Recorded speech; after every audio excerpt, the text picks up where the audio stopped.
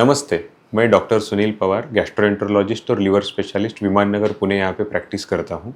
यह चैनल मैंने पेट के संबंधित बीमारी के जानकारी के लिए बनाया है। अगर आपको रेगुलर अपडेट चाहिए तो सब्सक्राइब करें और बेल आइकॉन पे क्लिक करें। आज का टॉपिक है प्रेगनेंसी में होने वाली उल्टियाँ।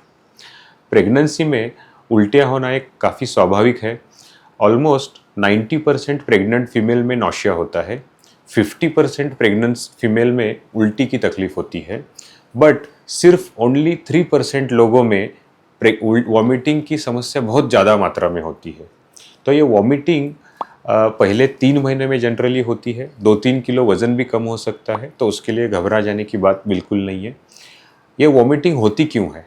प्रेगनेंसी में जो हार्मोन्स बढ़ते हैं उसके वजह से ये वॉमिटिंग होती है। उसके वजह से फूड पाइप और स्टमक का जो जंक्शन है वो भी लूज होता है एंड सर्टन जेनेटिक ससेप्टिबिलिटी भी रहती है। कुछ व्यक्ति को जेनेटिकली ससेप्टिबल रहते हैं वॉमिटिंग के लिए प्रेगनेंसी में। अब हम जानेंगे कि कौन से व्यक्तियों ने डॉक्टर के पास जाना चाहिए, इमीडिएट मेडिकल हेल्प लेनी चाहिए।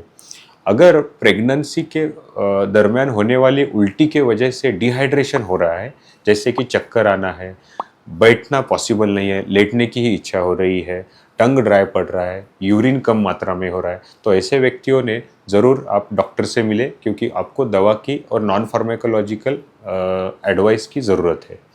दूसरा, अगर वॉमिटिंग काफ़ी ज़्यादा मात्रा में हो रही है, वॉमिटिंग के साथ पेट दर्द है, वॉमिटिंग के साथ हेडेक हो रहा है, तो जनरली इसमें हमें बाकी रीजंस वॉमिटिंग के रूल आउट करने पड़ते हैं। तो हम वॉमिटिंग प्रिवेंट करने के लिए नॉन फार्माकोलॉजिकल मतलब दवाइयों के अलावा क्या क्या कर सकते हैं।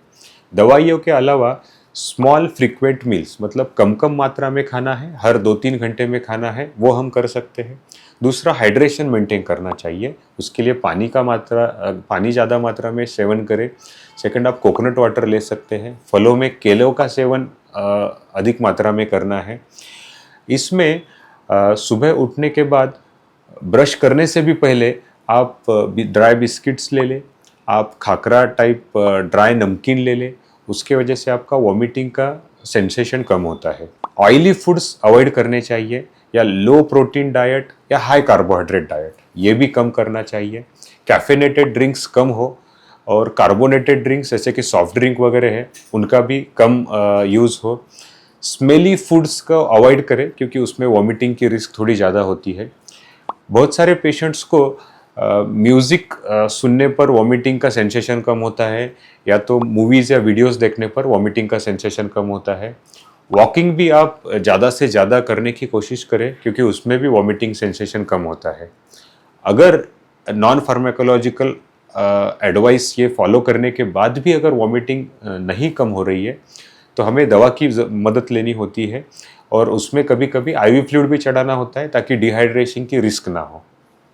एक पेशेंट का एक क्वेश्चन था कि ये वॉमिटिंग इस प्रेगनेंसी में तो हुई है, अगले प्रेगनेंसी में भी होने की रिस्क है क्या? तो नहीं, अगर इस प्रेगनेंसी में वॉमिटिंग हो रही है तो अगले प्रेगनेंसी में वॉमिटिंग की रिस्क नहीं होती है। तो आज के वीडियो में हमने देखा कि प्रेगनेंसी में वॉमिटिंग कितने लोगों को होता है, उसके लिए नॉन फार्माकोलॉजिकल क्या क्या हम एडवाइस फॉलो कर सकते हैं, और अगले प्रेगनेंसी में इसका कोई भी रिस्क नहीं होता है। धन्यवाद।